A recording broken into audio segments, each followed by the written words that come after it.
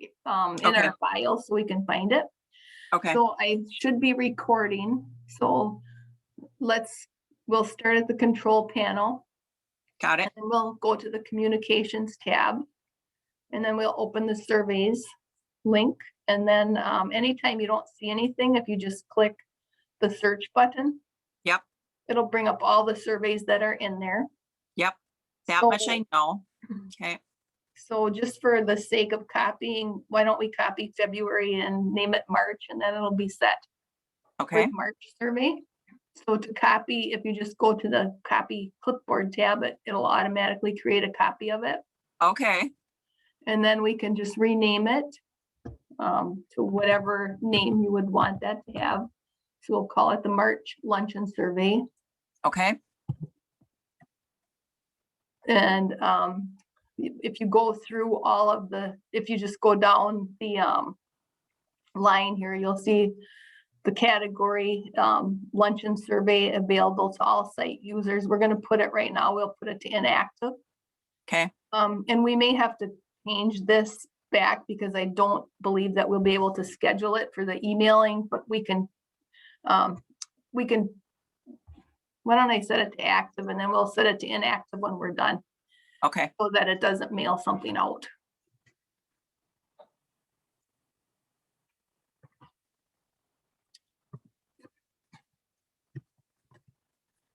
And then you can, set your end date on here so that it automatically closes. So I've been putting it to the Monday before the board meeting. Okay. So, whatever works for you.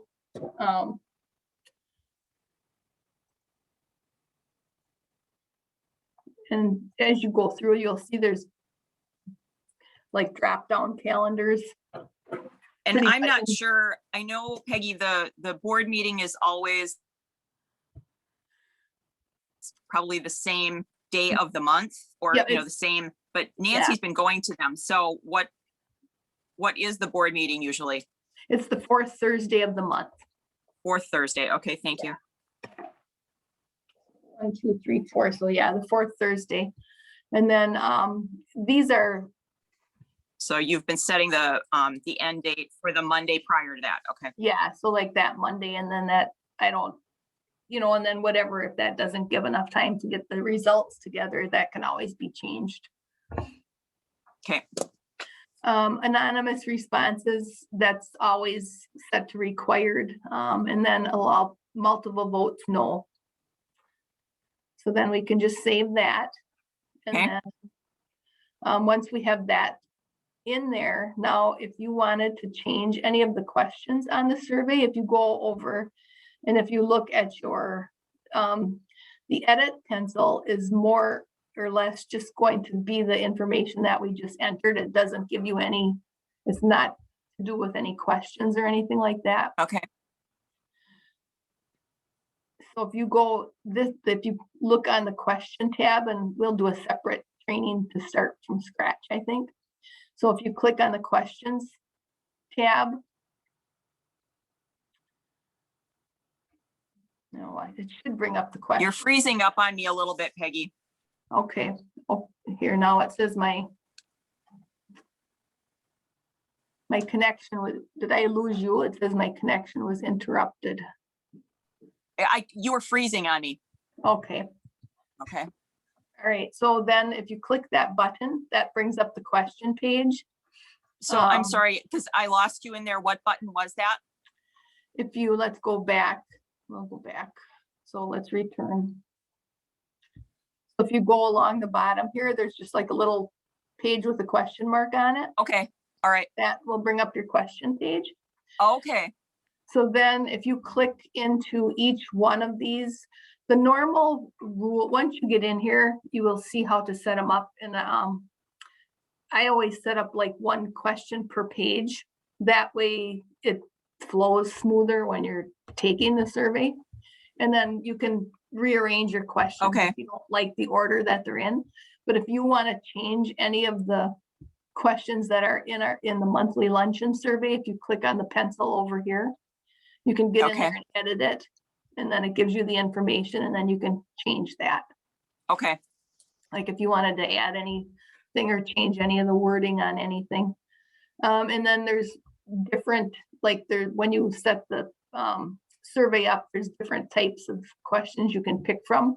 Like up on the top here, if you see, you can add a question, you can add a scale question, which would be like rate it on a scale of whatever you choose. If you Okay, just pick add a question, when you get in there, you'll have options to say, what kind of question is this? Is it a scale question? You can have it just be like a radio, like yes or no, or some other type of response, or if you just want a text box in there, and then you just choose whatever type of question you want it to be. And then to edit, just click on the edit button, and then you can change any of the wording in there, to match whatever you choose. okay, And then towards the bottom, I set it to allow comments, because that way if somebody does want you to know who they are, if they want to be contacted, then they can sure. write Mhm. that in there.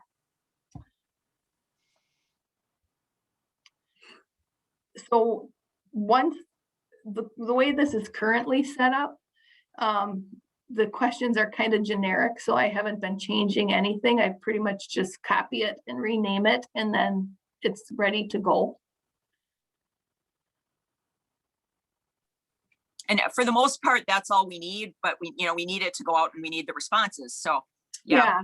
And I think once you get it set up, the cool thing about this is now that we've got the survey ready to go, if you go back to the control panel, and we're not going to be able to, because the March event isn't set up yet, but once I'll show you how to attach it to an event. So if you go into the website tab and find the events tab, and then just do a search on all your events. So the meeting for the February luncheon is right here.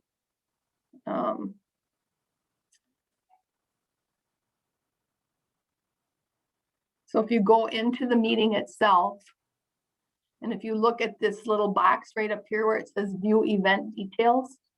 Okay. There's a little button here. You kind of have to, like if you hover over it, it tells you what it is. And then this little 1, 2, 3, the fourth button across is the emailings button. Okay. All right. So if you click on that, and then if you do a search, that's going to bring up all of the emails that are associated with that event. Okay. So,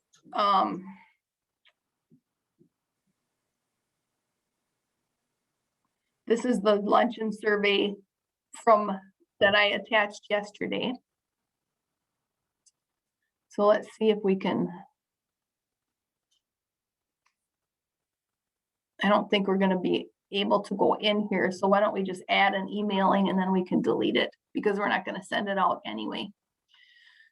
So I set up a template for the monthly survey, and then that can be changed to at any time, and I'll show you where to get that. So if you click the add emailing button, it's going to take you to the emailing tab, which is also on the communications page. So when you add the email, you'll start at the top, and then you'll just edit the basics. And then if you're doing this from your computer, it's going to pull your information. Okay. So what I've just been changing this to program@managementwomen.org. And sure. then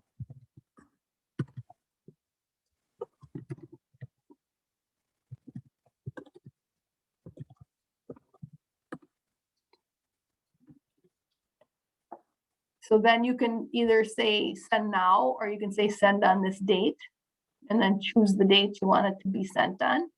Okay. So let's say we'll send it on March. I was just looking for what that date would be. So, and what I've been doing, because you can't set a time. So if you pick, if you pick send on March 17th, I think it defaults to like 6 o'clock in the morning or something. Oh, okay. So what I've been doing is, like you emailed me yesterday, or I would just have a note and I'd go in there and send it quick after the meeting is done. Okay. That way people don't get it and it doesn't go into the you know, they're not going to forget it. Okay. But for And the sake of that says spam risk on my phone, so we're gonna let that ring. Okay. those darn people. So then you can schedule a date and then just put, you know, whatever you would like into the subject line. HTML is default. I always click track opens. That way you have, you can go in there and check if people received it and didn't open it. If you ever wanted to track that kind of information, you could see how many people were actually opening the email. Okay. And then we haven't used this much, but you could personalize it, which would add the person's name in there. Okay. And we haven't really fooled with that. But then if you save that, then the next step down would be to edit your distribution list, which is who do you want to get this email? So it's going to default to whatever, I think whatever the last email that was sent out. We don't want it to go to, so the HHH registrants, so we're going to create a new list. No. So then if you say create new list, you're going to have the option to say everyone who registered for the event, or if you wanted to send it to everyone who registered and all active members, if you ever wanted to say, well, why didn't you come, or whatever the case may be, you have some options there to choose who you want to send the survey to, and then click add, and then then you save that, and then that's going to say who is going to get the email. Then for the body, if you click on templates, there's some defaults set up in here. So let me see here. I just saved one this morning. Oh, I see monthly luncheon. And I don't know, let me see if I can figure out which one it is here. Which one it is, yeah.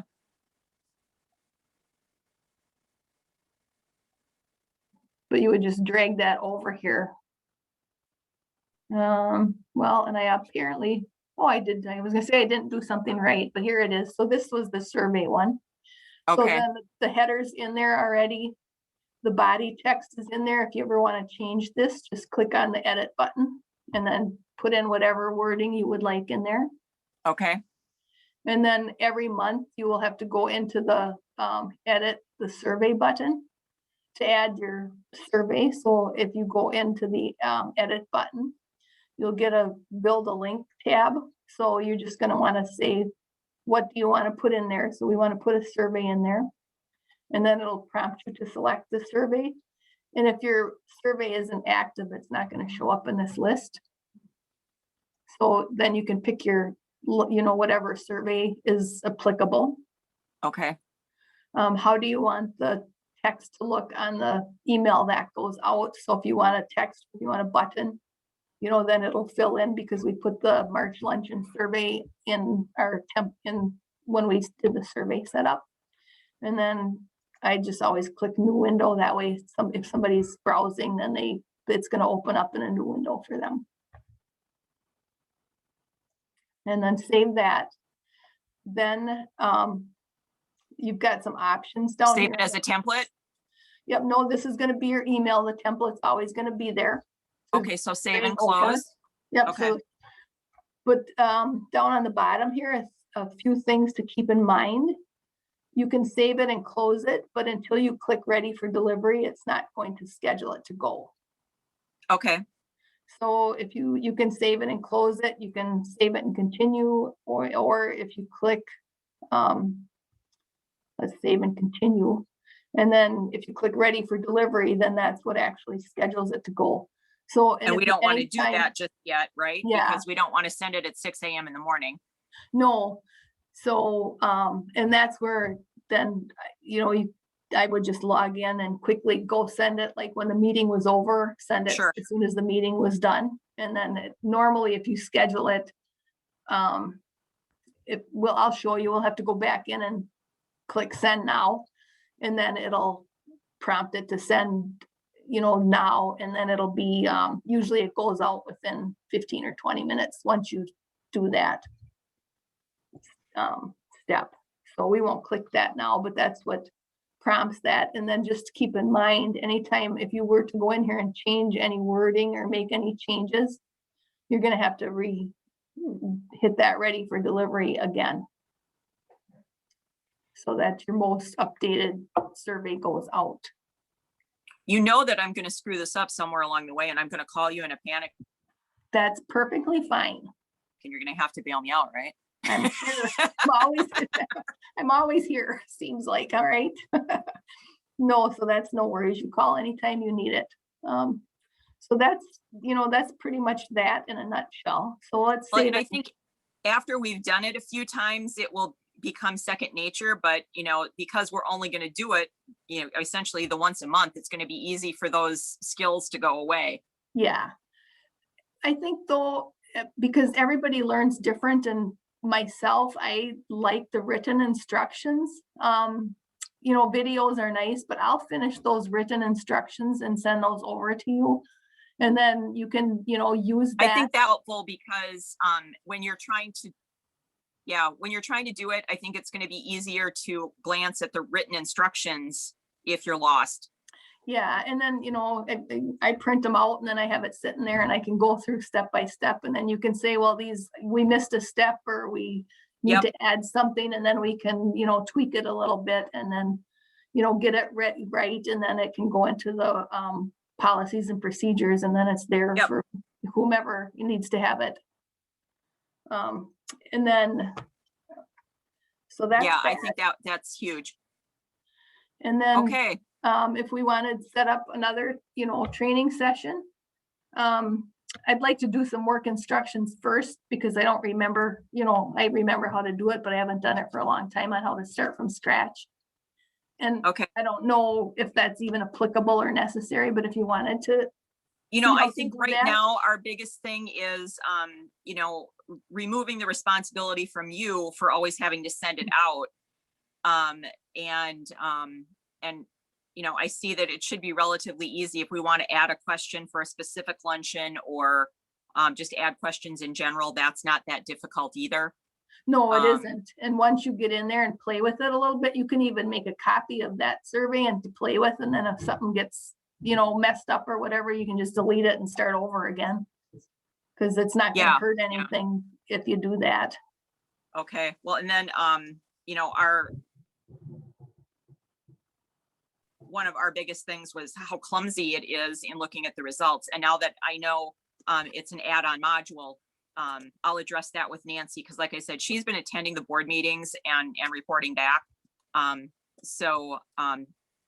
if it's something that benefits not just programs, it benefits other committees and the organization as a whole, then if it's not too expensive, maybe it's something that we can look at adding on. I don't know if that's feasible this year with the pandemic, and I don't know where we stand as far as our budget. And, I think most people have renewed, but I'm sure we've lost some people, I know I lost one of my committee members that never renewed. So, but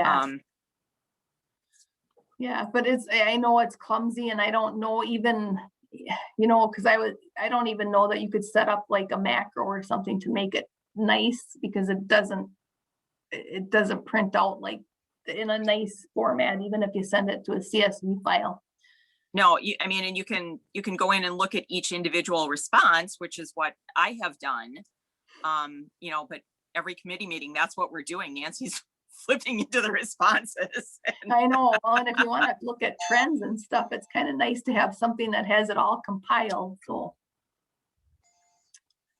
the supplier, I can call them back. Okay. Okay, so I can leave those, I'll leave the March stuff out there, and then we'll leave it scheduled. But then if you want to go in and play with it and, see what you find, and then just let me know if you have any questions. And then I'll finish up the written instructions and email those to you. That would be awesome. I really appreciate it. Thanks for your time this morning, Peggy. Oh, no worries, Chris. Anytime, let me know. Like I said, I'm sure we'll be calling upon you.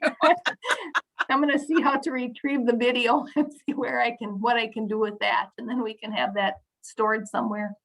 Okay. Awesome. Okay. All right. Thanks so much. You're welcome. Have a great day. You too. Bye-bye. Bye-bye.